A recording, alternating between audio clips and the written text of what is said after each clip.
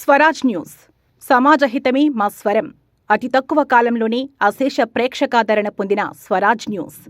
గ్రామాల్లో సమస్యలు ఉన్నాయా? ఆఫీసర్లకు చెబితే పనిచేయట్లేదా? మీ సమస్యలు అట్లనే పెండింగ్లో ఉన్నాయా?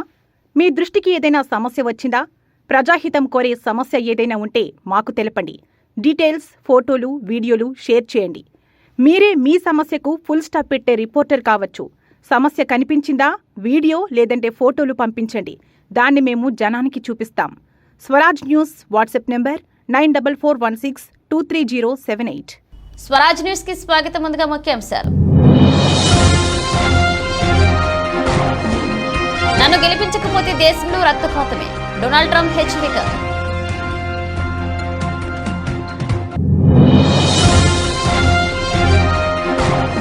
ఢిల్లీ సీఎం కేజ్రీవాల్ ను వదలని ఈడీ, విచారణకు రావాలంటూ మరొకసారి సమన్లు జారీ.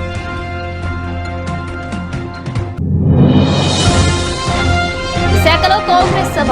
జగన్, చంద్రబాబు, పవన్ కళ్యాణ్ పై తీవ్ర విమర్శలు చేసిన తెలంగాణ సీఎం రేవంత్ రెడ్డి.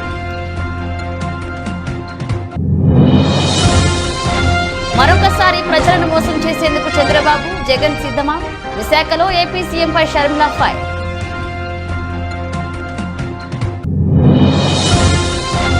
కుటుంబ సభ్యులను కలిసేందుకు ఎమ్మెల్సీ కవితకు సిబిఐ ప్రత్యేక కోర్టు అనుమతి. కవితను కలనున్న కేటీఆర్, హరీష్ రావు.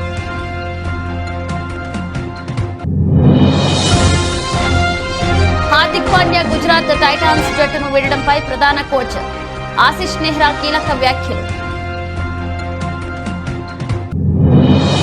ఘనంగా హీరోయిన్ కృతి కర్బంద వివాహం, వైరల్ అవుతున్న wedding photo. Family star shooting పూర్తి, విదేశాల నుంచి స్పెషల్ వీడియో షేర్ చేస్తున్న విజయ్. అమెరికా అధ్యక్షుడిగా తనను ఎన్నుకోకపోతే దేశంలో రక్తపాతం తప్పదని రిపబ్లికన్ పార్టీ అధ్యక్ష అభ్యర్థి డొనాల్డ్ ట్రంప్ హెచ్చరించారు. అధ్యక్ష ఎన్నిక జరగనున్న నవంబర్ 5 అమెరికా చరిత్రలో అత్యంత ముఖ్యమైన తేదీ అని చెప్పారు. ఒహియోలోని వాండాలియాలో జరిగిన ర్యాలీలో ట్రంప్ మాట్లాడారు. అయితే ఈ వ్యాఖ్యలు ఏ ఉద్దేశంతో చేశారో స్పష్టంగా వెల్లడించలేదు.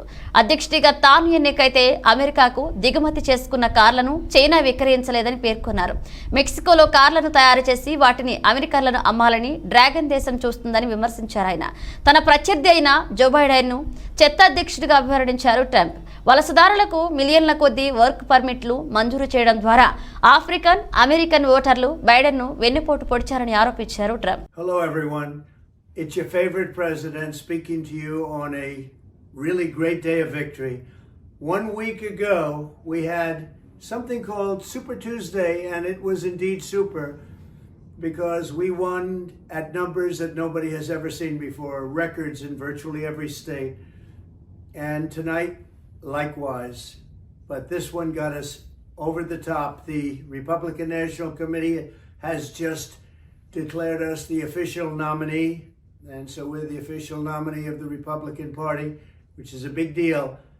But most importantly, we now have to go into victory because our country's in serious trouble. We have millions and millions of people flowing in. We have no respect on the world stage. What we say doesn't mean a thing anymore. And to have that happen is unthinkable. We have an economy that outside of certain little areas is doing very poorly.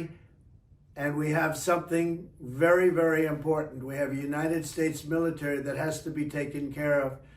Again, this was a great day of victory. Last week was something very special, Super Tuesday. But now we have to get back to work because we have the worst president in the history of our country.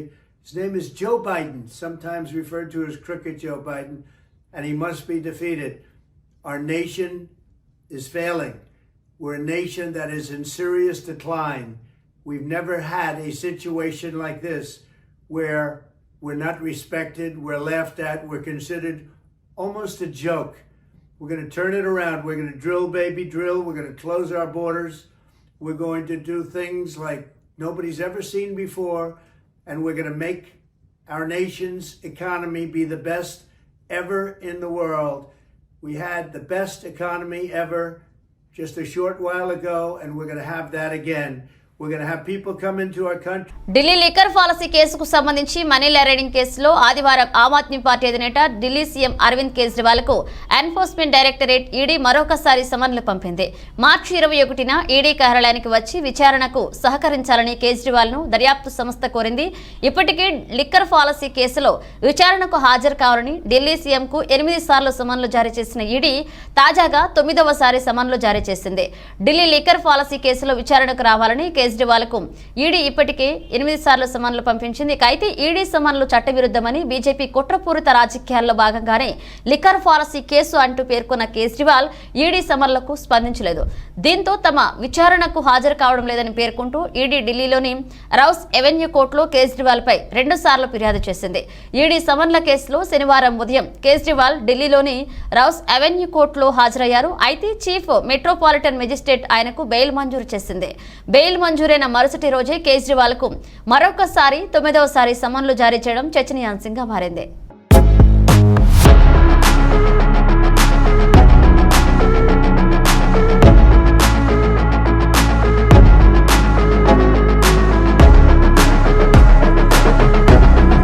Andhra Pradesh నేతలు జగన్, చంద్రబాబు, పవన్ కళ్యాణ్ పై తెలంగాణ ముఖ్యమంత్రి రేవంత్ రెడ్డి విమర్శలు గుప్పించారు. BJP అంటే బాబు, జగన్, పవన్ అని అన్నారు. విశాఖలో నిర్వహించిన కాంగ్రెస్ సభలో రేవంత్ రెడ్డి మాట్లాడుతూ వైసీపీ, టీడీపీ, జనసేనలో ఎవరు గెలిచినా మోదీ పక్కనే చేరాలని విమర్శించారు. ఆయన మోదీని నిలదీసే ధైర్యం జగన్, చంద్రబాబు, పవన్ లో ఎవరికైనా ఉందా అని రేవంత్ రెడ్డి అన్నారు. వెన్నుముకలేని నాయకులు ప్రజల సమస్యలు పరిష్కరించలేరని అన్నారు. ఈ సభను చూస్తుంటే హైదరాబాద్ లో తాను నిర్వహించిన సభ గుర్తొస్తుందని చెప్పారు. ఏపీలో కాంగ్రెస్ లో వైఎస్ఆర్ బిడ్డ వైఎస్ షర్మిల సభ పెడితే అద్భుతంగా విజయవంతం అవుతుందని అక్కడే చెప్పానని తెలిపారు. వైఎస్ఆర్ వారసులు ఎవరనే అనుమానాలు ఉండొచ్చని, వైఎస్ఆర్ సంకల్ప దీక్షను నిలబెట్టే వారే వారసులవుతారని అన్నారు. రాజశేఖర్ రెడ్డికి అసలు వారసురాలు షర్మిలారెడ్డి అని చెప్పారు. షర్మిలకు ప్రజల మద్దతు ఇవ్వాలని కోరారు రేవంత్ రెడ్డి.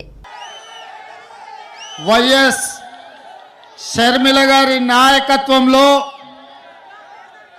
విశాఖపట్నంలో ఏర్పాటు చేసిన న్యాయ సాధన సభ, విశాఖ ఉక్కు ఆంధ్రుల హక్కు అని వేలాదిగా మీరు తరలి వచ్చి రాజశేఖర రెడ్డి గారి అభిమానులుగా మీ ఉక్కు కర్మాగారాన్ని ఆనాడు త్యాగాల పునాదుల మీద సాధించుకున్న మీరు ఇవాళ విశాఖ ఉక్కును కాపాడుకోవాలని ఒక కార్యక్రమాన్ని ఏర్పాటు చేస్తే, ఈ కార్యక్రమంలో పెద్దలు రఘువీరారెడ్డి గారు CWC member, doctor YS Rajasekhara Reddy గారి ఆత్మ, అడుగడుగున ఆయనను వెన్నంటి నిలబడ్డ డాక్టర్ కేవీపీ రామచంద్రరావు గారు, అదేవిధంగా కేంద్ర మంత్రివర్యులు పల్లం రాజు గారు, అదేవిధంగా సిపిఐ నాయకులు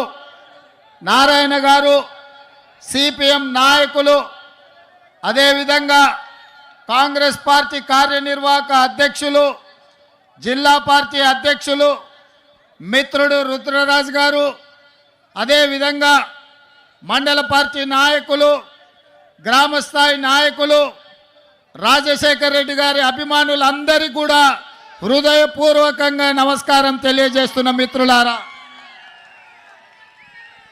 మిత్రులారా, ఈరోజు వైఎస్ షర్మిల గారి నాయకత్వంలో ఈ సభను చూస్తుంటే నాకు విశాఖపట్నంలో ఉన్నట్టు లేదు.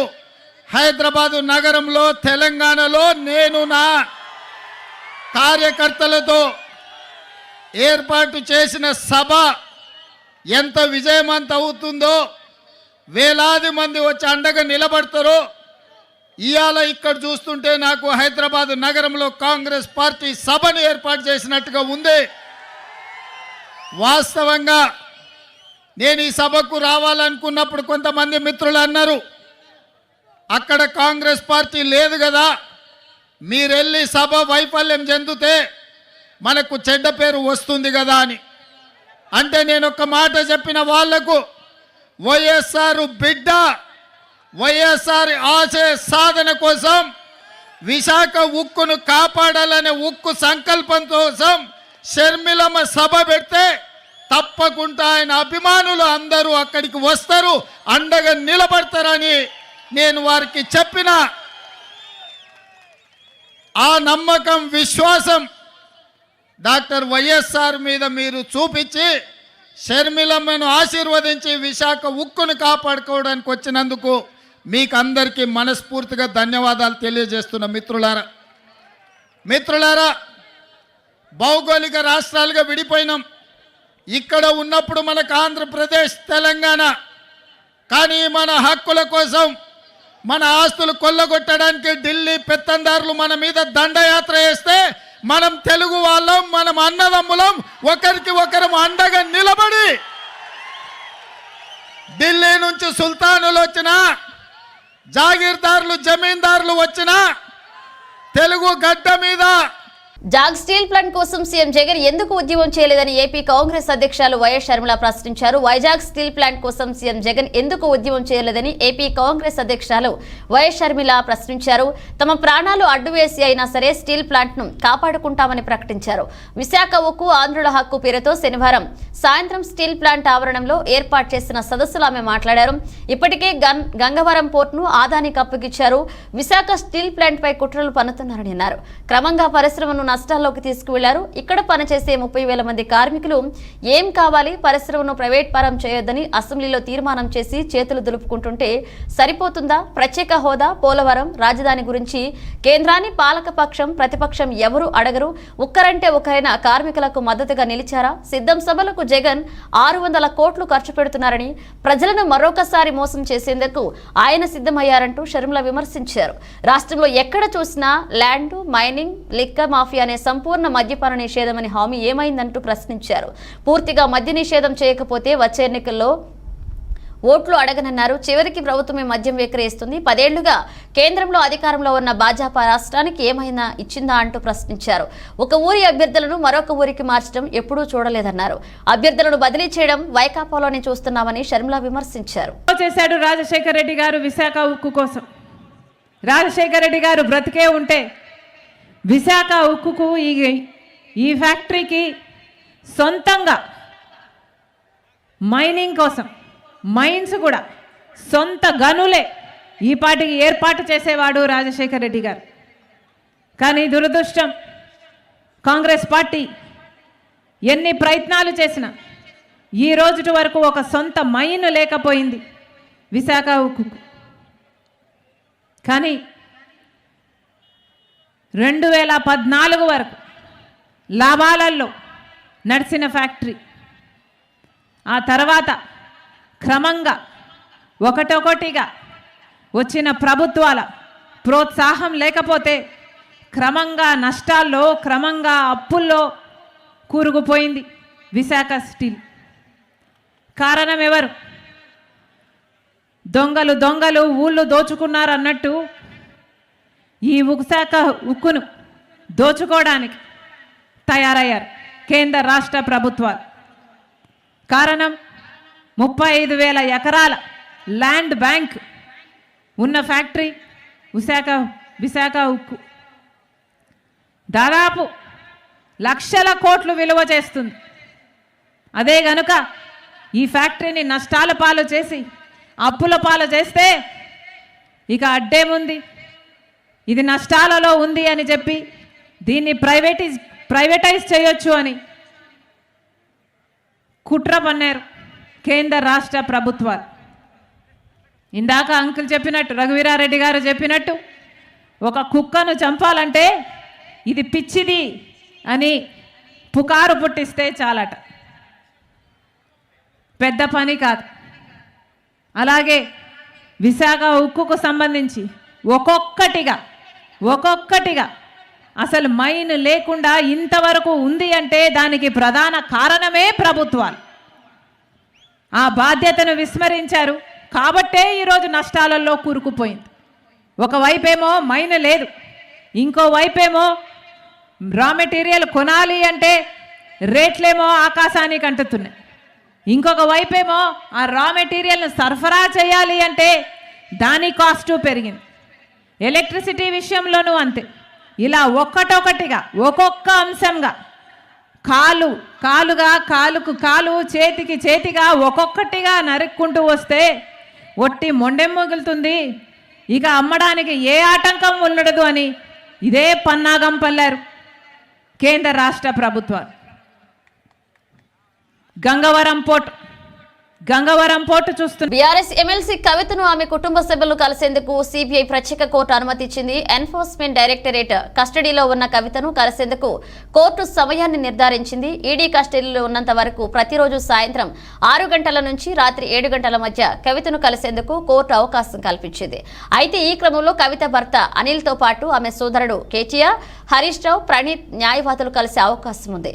ఆదివారం సాయంత్రం కోర్టు నిర్దేశించిన సమయంలోనే కేటీఆర్, హరీష్ రావు కవితను కలిసే అవకాశం ఉందని బీఆర్ఎస్ నేతలు పేర్కొన్నారు. మార్చి 23 వరకు కవితకు ఈడీ కస్టడీకి కోర్టు విధించింది. కవిత కోరినట్లుగా స్టేషనరీ, బుక్స్, ఆమె కళ్లద్దాలు అందించాలని సూచించింది. ప్రతిరోజు ఉదయం 10 గంటల నుంచి సాయంత్రం 5 గంటల వరకు మాత్రమే కవితను విచారించాల్సిందిగా కోర్టు ఆదేశించింది. అంతేకాదు విచారణకు సంబంధించి వీడియో రూపంలో రికార్డ్ చేయాలని ఈడీని ఆదేశించింది. అలాగే కవితకు ఆమె ఇంటి దగ్గర నుంచి భోజనం పంపించేలా అనుమతి ఇచ్చింది. మార్చి 23న మధ్యాహ్నం 12 గంటలకు కవితను కోర్టులో ప్రవేశపెట్టాలని ఆదేశాల్లో పేర్కొంది.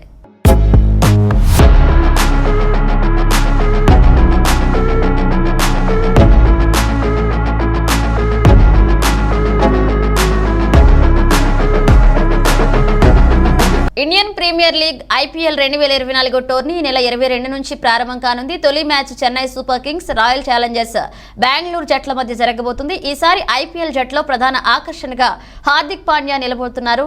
ముంబై ఇండియన్స్ జట్టు సారథిగా బరిలోకి దిగనున్న పాండ్యా జట్టును ఏ మేరకు విజయ్ తీరాలకు చేర్చుతాడు, రోహిత్ శర్మ తరహాలో ముంబై జట్టును విజేతగా నిలుపుతాడా అనే అంశాలపై అందరూ ఆసక్తిగా ఎదురు చూస్తున్నారు. మరొక వైపు రోహిత్ ను కెప్టెన్సీ నుంచి తొలగించడంపై ముంబై జట్టు రోహిత్ ఫ్యాన్స్ సోషల్ మీడియా వేదికగా మండిపడుతున్నారు. ఈ క్రమంలో జట్టును ముందుకు నడిపించడంలో హార్దిక్ పాండ్యా ఏమాత్రం విఫలమైనా అతని క్రికెట్ కెరీర్ పైన ప్రభావం పడే అవకాశం ఉందని మాజీలు పేర్కొంటున్నారు. అయితే తాజాగా హార్దిక్ పాండ్యా గుజరాత్ టైటాన్స్ జట్టును వీడడంపై ఆ జట్టు ప్రధాన కోచ్ ఆశిష్ నెహ్రా కీలక వ్యాఖ్యలు చేశారు.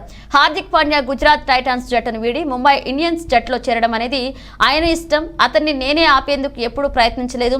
క్రీడల్లో ఏం జరిగినా ముందుకు సాగిపోవాలి. హార్దిక్ పాండ్యా తరహాలో అనుభవజ్ఞుడు దొరకడం కష్టమన్నారు ఆయన. ఈసారి మహమ్మద్ షమీ కూడా మాకు అందుబాటులో లేడు. అందుబాటులో ఉన్న ఆటగాళ్లతోనే ఐపీఎల్ 2024కు సన్నద్ధమవుతున్నాం. ఐపీఎల్తో తొలుత హార్దిక్ ముంబై జట్టుకి ఆడాడు. మళ్లీ తిరిగి ఆ జట్టుకే కెప్టెన్ గా వెళ్తున్నాడు. ముంబై కాకుండా వేరే జట్టుకు వెళ్తే ఆపేవాడినేమో అంటూ ఆశిష్ నెహ్రా వ్యాఖ్యానించారు.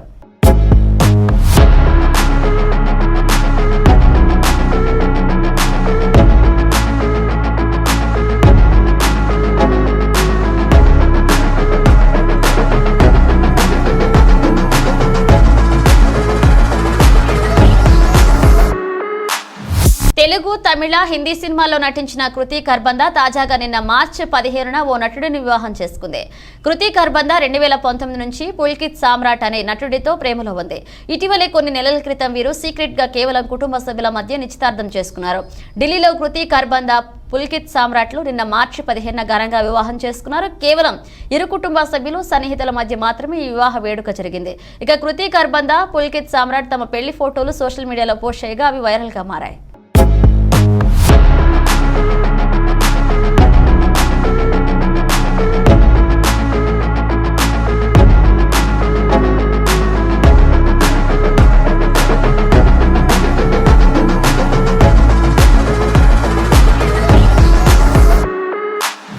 లైగర్ సినిమా భారీ పరాజయం తర్వాత విజయ్ దేవరకొండ ఫ్యామిలీ స్టార్ అంటూ రాబోతున్నాడు. గతంలో తనకి గీతా గోవిందం లాంటి 100 కోట్ల హిట్ సినిమా ఇచ్చిన పరశురాం దర్శకత్వంలో ఈ సినిమా తెరకెక్కుతుంది. దిల్ రాజు నిర్మాణంలో తెరకెక్కుతున్న ఈ సినిమాలో మృణిల్ చాగు హీరోయిన్ గా నటిస్తున్నారు. ఇప్పటికే ఈ సినిమా నుంచి గ్లిమ్స్, టీజర్, సాంగ్స్ రిలీజ్ చేసి మంచి అంచనాలు నెలకొల్పారు. Family star cinema middle class ఫ్యామిలీలకు కనెక్ట్ అవుతూనే విజయ్ డాన్స్ కి కావాల్సిన మాస్ అంశాలు కూడా ఉండబోతున్నట్లుగా తెలుస్తుంది. తాజాగా ఈ సినిమా షూటింగ్ పూర్తయినట్లుగా చిత్ర యూనిట్ ప్రకటించింది.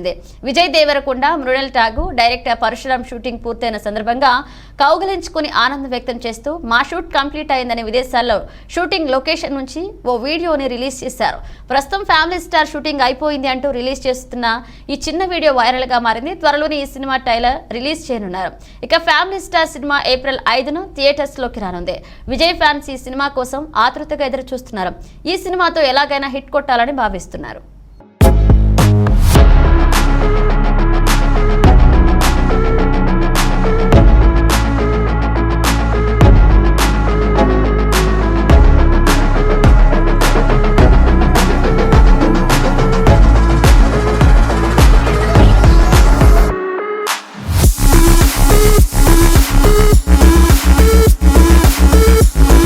కారంపూడిలోని టీడీపీ వైసీపీ వర్గాల ఘర్షణ వాతావరణం చోటు చేసుకుంది. ఈ ఘర్షణలో 2 వాహనాలు దెబ్బతిన్నాయి. టీడీపీ నేత గోరంట్ల నాగేశ్వరరావుకు చెందిన స్కార్పియోను ధ్వంసం చేశారు వైసీపీ నాయకులు. మాజీ ఎంపీపీ భర్త మేకల శ్రీనివాసారెడ్డి స్కార్పియో వాహనాన్ని ధ్వంసం చేసిన టీడీపీ నాయకులు కారంపూడిలోని బస్టాండ్ సెంటర్లో వైసీపీ వర్గాల మోహరించారు. బస్ డిపో వద్ద టీడీపీ వర్గాలు మోహరించారు. పోలీసులు రంగప్రవేశం చేసి ఇరు వర్గాలను చెదరగొట్టే ప్రయత్నం చేశారు పోలీసులు.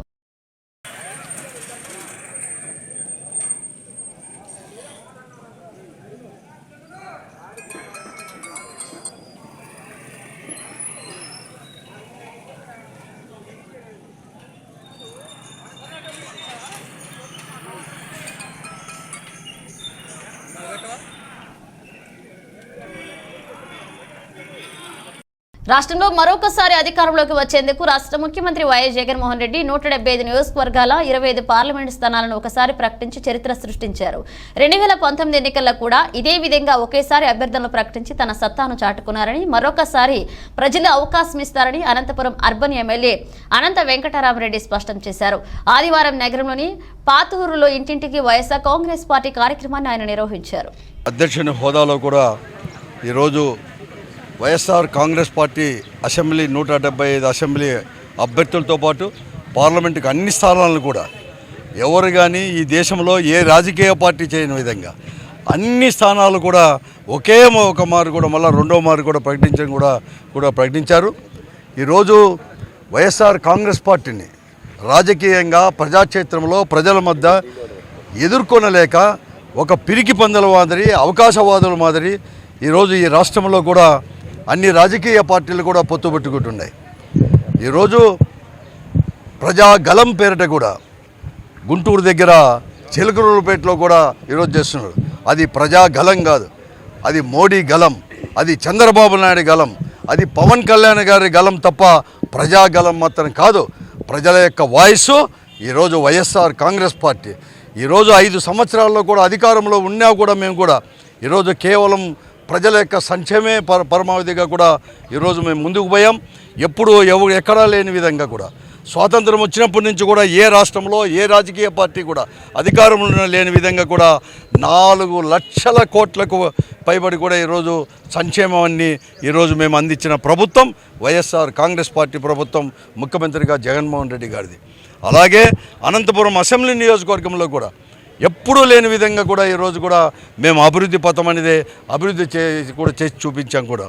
ఈరోజు ఒక ప్రజాప్రతినిధి కానీ అలాగే ప్రభుత్వం కూడా అనుకుంటే ఏదైనా కూడా చేయవచ్చు అని చెప్పేసి మేము అనంతపురం అసెంబ్లీ నియోజకవర్గంలో కూడా మేము నిరూపించాం కూడా. ఈరోజు మేము కావచ్చు, మా పాలకులు ఇక్కడ వచ్చేసి ముగించే ముందు హెడ్లైన్స్ మరోసారి. నన్ను గెలిపించకపోతే దేశంలో రక్తపాతమే, డొనాల్డ్ ట్రంప్ హెచ్చరిక.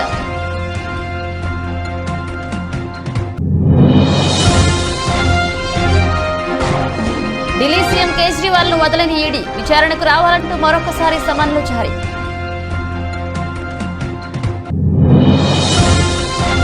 విశాఖలో కాంగ్రెస్ సభ, జగన్, చంద్రబాబు, పవన్ కళ్యాణ్ పై తీవ్ర విమర్శలు చేసిన తెలంగాణ సీఎం రేవంత్ రెడ్డి. మరొకసారి ప్రజలను మోసం చేసేందుకు చంద్రబాబు, జగన్ సిద్ధమా? విశాఖలో AP సీఎంపై Sharmila fire.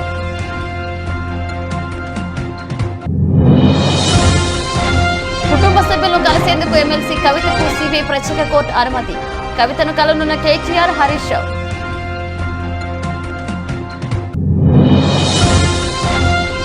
Hardik Pandya Gujarat Titans జట్టును వీడడంపై ప్రధాన కోచ్ ఆశిష్ నెహ్రా కీలక వ్యాఖ్యలు. ఘనంగా హీరోయిన్ కృతి గర్భంద వివాహం, వైరల్ అవుతున్న వెడ్డింగ్ ఫోటోలు. ఫ్యామిలీ స్టార్ షూటింగ్ పూర్తి, విదేశాల నుంచి స్పెషల్ వీడియో షేర్ చేసిన విజయ్. ఇవి ఇప్పుడు ఒక అప్డేట్స్, మన అప్డేట్స్తో మళ్ళీ కలుద్దాం. స్వరాజ్ న్యూస్, సమాజ హితమే మా స్వరం. అతి తక్కువ కాలంలోనే అశేష ప్రేక్షకాదరణ పొందిన స్వరాజ్ న్యూస్. గ్రామాల్లో సమస్యలు ఉన్నాయా? ఆఫీసర్లకు చెబితే పని చేయట్లేదా? మీ సమస్యలు అట్లనే పెండింగ్లో ఉన్నాయా? మీ దృష్టికి ఏదైనా సమస్య వచ్చిందా? ప్రజాహితం కోరే సమస్య ఏదైనా ఉంటే మాకు తెలపండి. డీటెయిల్స్, ఫోటోలు, వీడియోలు షేర్ చేయండి. మీరే మీ సమస్యకు ఫుల్ స్టాప్ పెట్టే రిపోర్టర్ కావచ్చు.